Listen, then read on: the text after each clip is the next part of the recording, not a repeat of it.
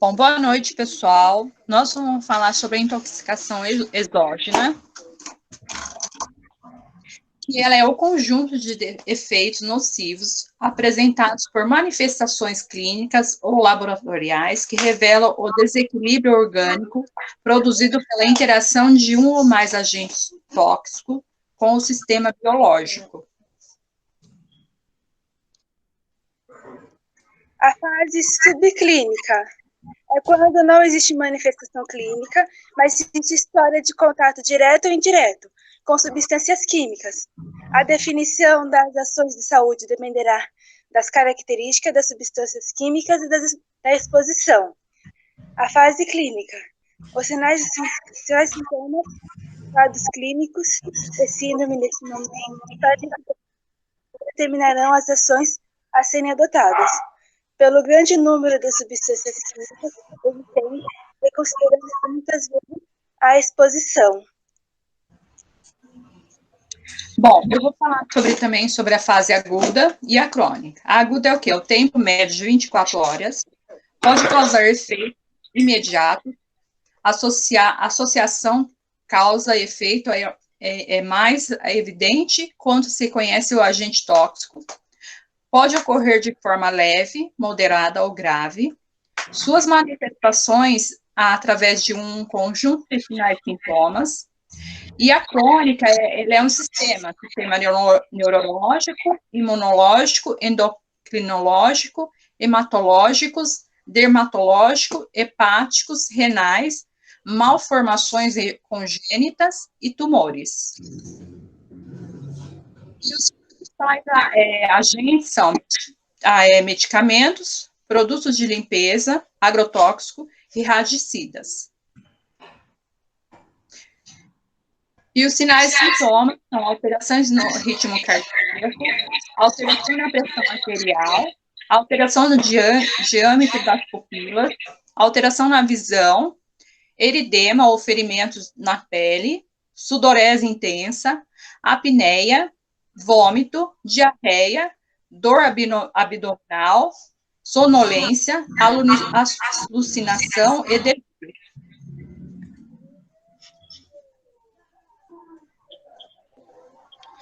E o atendimento interhospitalar, que o paciente com suspeita de intoxicação, inconsciente ou consciente com Glasgow abaixo de 8, insuficiência respiratória, permeabilidade de vias aéreas, apneia, intubação orotraqueal imediata, acesso periférico calibroso, monitorar o ECG, a saturação e a PAM, história de exame físico, indicação do agente ou quadro clínico, notificação e tratamento.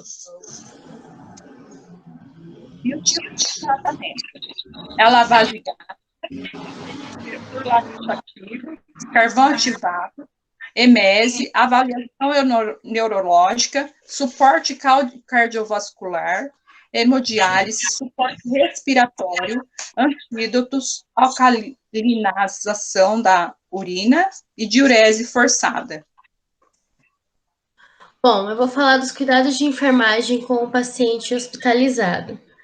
Lembrando que os cuidados vão a partir das indicações médicas para a melhoria do paciente. Bom, primeiro vamos falar da hemodiálise, que a hemodiálise é feita através de uma máquina. A relação do paciente com o enfermeiro é de extrema importância.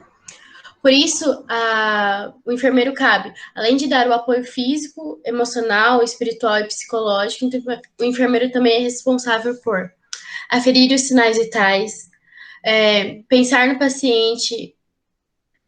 paciente antes e após para o controle de líquidos perdidos, colher sangue do paciente antes e após para o controle de condições e melhor eficiência da diálise, colher sangue a cada 1 hora para tempo de coagulação, manter o paciente aquecido, observar o aparelho, tomar providências caso aconteça algum acidente ou alguma coisa com o aparelho, Bom, deve-se oferecer uma dieta e anotar a aceitação do paciente, chamar o médico se necessário. Caso o paciente esteja sozinho e não deixar o paciente sozinho durante o procedimento. Estar atento a qualquer tipo de intercorrência que possa aparecer durante o procedimento. E aqui temos a máquina de diálise. Bom, aqui vamos falar um pouco sobre os laxativos, que são fármacos que são utilizados para ajudar na constipação e fazer o paciente evacuar. As doses são aplicadas individuais e depende da aceitação do paciente e da função intestinal, conforme a necessidade do paciente. E aqui temos alguns tipos de laxativos, que é o bisacodyl, que leva em torno de 6 a 12 horas para agir, o glicerinado, que leva em torno de 5 a 60 minutos para ter o seu efeito, o ducusato, que é em torno de 2 a 4 dias para agir, e hidróxido de magnésio, que leva em torno de 30 minutos a 3 horas para agir, e a lactulose, que leva em torno de 24 a 48 horas. O óleo mineral, que leva em torno de 6 a 8 horas para fazer efeito. E aqui temos outros, o picosulfato, que leva em torno de 6 a 12 horas para agir. O macrogol, que leva de 2 a 4 dias. O sene, que leva de 6 a 12 horas. E o supositório de glicerina, que ele é por via retal e demora em torno de 15 a 60 minutos. Além disso, a enfermagem também protege o paciente para manter o paciente hidratado e ajudar os laxantes a fazer o seu efeito e fornecer, assim, um conforto para o paciente. Bom, aí temos o suporte respiratório, que é a ventilação mecânica, que é um suporte através de um paciente para fazer o paciente respirar. E a ventilação mecânica também pode ser usada como descanso dos músculos respiratórios, até que o paciente possa reassumir a sua ventilação espontânea. E temos 2 tipos de ventilação: a mecânica invasiva e a não invasiva. A invasiva é quando o equipamento é conectado ao paciente por meio de um tubo endotraqueal ou pela traqueostomia. E a ventilação mecânica refere-se à aplicação de um suporte ventilatório sem recurso de métodos invasivos. Pode ser como uma máscara de respiração. Bom, e cabe à enfermagem identificar o tipo de ventilador e o modo ventilatório, ajustar parâmetros, alarmes e o monitor do ventilador, verificar os componentes para ver se não tem tanto a data de validade ou algum tipo de furo, o copo umidificador e a integridade do circuito, avaliação da higiene oral a cada 6 horas, manter a cabeceira do paciente entre 30 a 45 graus, verificar a posição e a fixação do tubo, verificar a pressão do cuff a cada 6 a 8 horas, e a avaliação pulmonar e monitorização de hipóxia. Bom, temos a lavagem gástrica, que é um processo de irrigação e aspiração do conteúdo gástrico por meio de uma sondagem gástrica para a limpeza do estômago em casos de ingestão de substâncias tóxicas. A infusão é realizada com 200 a 300 ml de soro fisiológico em adultos e em crianças 10 ml por quilo pela sonda orogástrica de grosso calibre.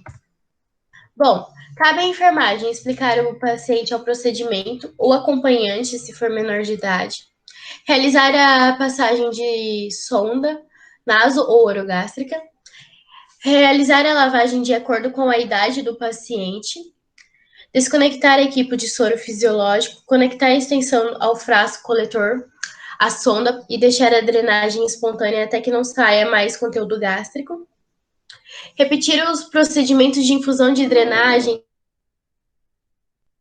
até o esteja límpido. Realizar o registro de procedimento. destacando o horário, volume do soro infundido, características do retorno gástrico, bem como as intercorrências, se houver. Assegurar que o paciente esteja confortável no seu leito, preparar e administrar a solução conforme prescrição, deixar a sonda fechada por tempo determinado ou até iniciar a drenagem, e manter a sonda ou retirar conforme a necessidade. E também deve se atentar a traumas como sangramentos ou broncoaspiração. E comunicar a intercorrência ao médico e realizar os registros necessários. E, bom, temos o carvão ativado, que é uma medida muito efetiva para grande parte das intoxicações, e ele é feito por via oral, exceto por substâncias de baixo peso molar, íons, cáusticas e alcoóis. Mas o carvão ativado, ele é basicamente considerado um antídoto universal. Bom, a dose recomendada é 1 kg, 1 grama por quilo de peso, e dose para crianças. E em adultos é 25 a 100 gramas para adolescente e adultos, né? Deve ser administrado até 60 minutos após a ingestão de produtos tóxicos, de preferência antes de ingestão alimentar. O carvão ativado é contraindicado em paciente em risco de aspiração ou por substâncias cáusticas ou ilho paralítico. Deve-se diluir de 20 a 30 gramas em 240 ml de água. Os intervalos de administração são a cada 4 horas, baseando na dose ou forma de dosagem. Bom, e temos a avaliação neurológica, onde o papel do enfermeiro é utilizar a escala de Glasgow para ver a real situação do paciente, e anotando e observando e pontuando a escala. Aqui temos a escala de Glasgow de 2018, onde são pontuados a partir da abertura ocular, verbal e motora. Lembrando que a melhor pontuação é 15 e a pior possível é 3. E aqui tem os critérios de avaliação da escala de coma de Glasgow, onde consiste na questão ocular, olhos abertos previamente à estimulação, abertura ocular após ordem de tom de voz normal ou voz alta, abertura ocular após estimulação das extremidades, ausência persistente da abertura ocular sem fatores de interferência e olhos fechados devido a fator local. Aí temos a questão da resposta verbal. A resposta adequada relativamente ao nome, local e data. Resposta não orientada, porém coerente. Palavras isoladas e legíveis. Apenas gemidos, ausência de resposta audíveis, sem som e fatores de interferência. Fatores que interferem a comunicação. Bom, e na questão da resposta motora. Cumprimento às ordens com 2 ações, elevação da mão acima do nível da clavícula ao estímulo na cabeça ou pescoço, flexão rápida de membro superior ao nível do cotovelo, padrão não anormal, flexão do membro superior ao nível do cotovelo, padrão predominantemente anormal, extensão do membro superior a nível do cotovelo, ausência dos membros superiores ou inferiores e fator que limita a resposta motora. Lembrando que o não testável é geralmente associado à questão de trauma, onde pode se afetar a região que está sendo estimulada. Questão de trauma na face ou trauma motor, onde é impossível ter a resposta daquele membro em questão. Bom, e temos a êmese, que pode ser também conhecido como vômito, e se estende por 3 etapas. Basicamente, a primeira etapa são arcadeadas de vômitos, que são movimentos musculares bruscos. A segunda etapa é a náusea e a sensação de vontade, que é a sensação de vontade de vomitar. E a terceira é o vômito. Bom, então cabe à enfermagem explicar a a causa da náusea e a duração, se conhecidas, encorajar o paciente a fazer pequenas refeições e frequentes, instruir o paciente a evitar líquidos quentes, alimentos com bastante gorduras e fibras e alimentos muito temperados, e cafeínas e doces. Acompanhar a evolução do caso do paciente e administrar sal de reidratação por via oral após a perda significativa e manejar o quadro em domicílio, onde cabe a reidratação de soro oral, um copo com no mínimo de 300 ml após as perdas, e deve ser ingerido conforme a aceitação do paciente. Aumentar a ingesta de água, suco, água de coco, líquidos para uma hidratação, fornecer orientações sobre alimentos recomendados e aqueles que devem ser evitados. E caso o paciente não tenha melhora em 48 horas, é indicado que ele volte à unidade de saúde ou emergência, e se houver piora no caso clínico, a qualquer momento. E temos a alcalinização da urina, que é um processo de ácido úrico na circulação sanguínea e onde o enfermeiro deve checar o pH por teste na fita. A cada 1 litro de soro fazer 100 equivalente de bicarbonato diluído em 1 litro, ou a solução salina de 0,45. Monitorar o pH da urina e tentar interromper essa alcalinização. Bom, então temos o suporte cardiovascular, que em caso de parada cardiorrespiratória, a equipe de enfermagem é a primeira a dar o suporte, pois está apta a realizar a reanimação e uma intervenção rápida para que o paciente não piore rápido demais ou possa evoluir para óbito. Bom, então cabe à enfermagem a cada plantão checar o carrinho de emergência e quando o paciente estiver em PCR, constatar a PCR e primeiro chamar alguém da equipe médica, colocar dispositivos para monitorização, para ver qual tipo de choque, se há necessidade de choque ou não, começar manobras de PCR, garantir o acesso venoso, preparar medicação durante a PCR, administrar as medicações, controlar o tempo de dose e o tempo da PCR e o auxílio na via aérea artificial, como o ventilador mecânico e o tubo endotraqueal. E os cuidados após a PCR, que são muito importantes, como a avaliação dos sinais vitais, PA, controle direcionado à temperatura.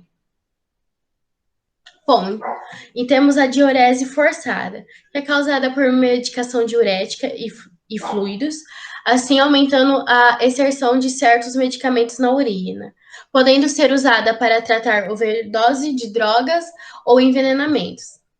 E também temos que pode ser utilizada também quando se tem a diurese forçada, a hemodiálise, utilização de antídotos, medicamentos antagonistas e hemoperfusão.